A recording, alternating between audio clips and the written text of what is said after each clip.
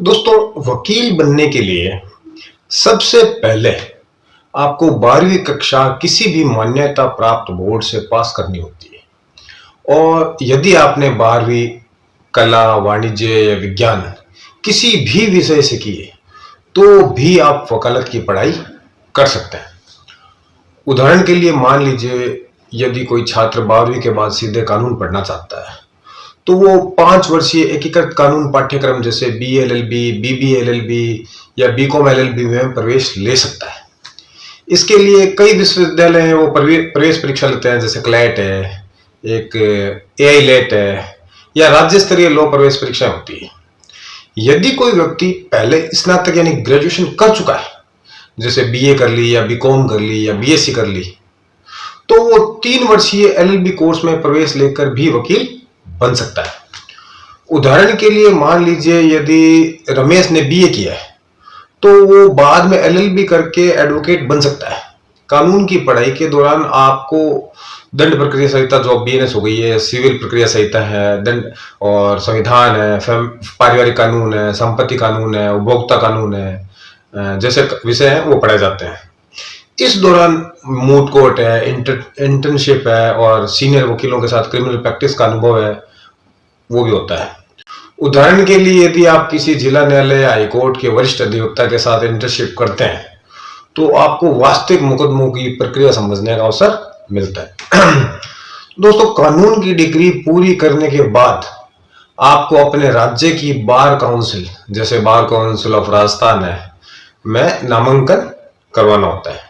इसके लिए आपको डिग्री, पहचान पत्र, निवास प्रमाण पत्र और आवश्यक शुल्क है वो जमा कराना पड़ता है।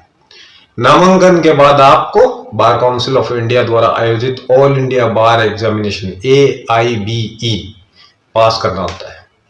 ये परीक्षा पास करने पर आपको सर्टिफिकेट ऑफ प्रैक्टिस मिलता है, जिससे आप पूरे भारत में विधिक प्रैक्टिस कर सकते हैं।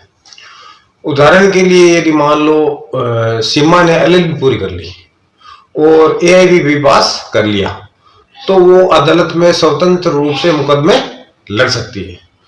शुरुआती दौर में अधिकांश नए वकील किसी सीनियर एडवोकेट के अधीन कार्य करते हैं, जहां पर वो ड्राफ्टिंग, जमानत की एप्लीकेशन है, नोटिस है, अपील है, बहस है और अदालत की जो प्रक्रिया है उसको सीखते हैं। उदाहरण के लिए मान लो, एक नया वकील सबसे पहले जमानत प्रार्थना पत्र, धारा 125 CRPC के आवेदन है या संपत्ति विवाद के दस्तावेज तैयार करना सीखता है। धीरे धीरे जैसे जैसे अनुभव बढ़ता है, वो स्वयं के क्लाइंट लेना शुरू कर देता है। वकालत में सफलता के लिए केवल डिग्री पर्याप्त नहीं है, आपको अच्छी भाषा, कानूनी शोध क्षमता, आत्मविश्वास, तार्किक सोच, बहस करने की कला और धैर्य भी चाहिए। यदि आप आपराधिक मामलों में विशेषज्ञ बनना चाहते हैं, तो FIR, जमानत, ट्रायल और अपील की समझ मजबूत करनी होगी। यदि सिविल वकील बनना चाहते हैं, तो संपत्ति है, उत्तराधिकार है, कॉन्ट्रैक्ट है, स्टे है जैसे विषयों की विशेषज्ञता आवश्यक होगी। कई वकील बाद में न्यायिक सेवा परीक्षा देकर जज भी बनते हैं, जबकि कुछ एडवोकेट हैं वो कॉर्पोरेट लॉ, टैक्स कानून या साइबर कानून में विशेषज्ञता ले लेते हैं और आमदनी शुरुआत में कम होती है, जैसे पहले कुछ वर्षों में 10,000 से 30,000 रुपये प्रति माह होती है। लेकिन अनुभव और जैसे जैसे आपकी प्रतिष्ठा है वो बढ़ने लगती है, तो आय लाखों तक पहुंच सकती है। उदाहरण के लिए, एक सफल हाईकोर्ट अधिवक्ता प्रति सुनवाई हजारों से लाखों रुपए तक की फीस लेता है।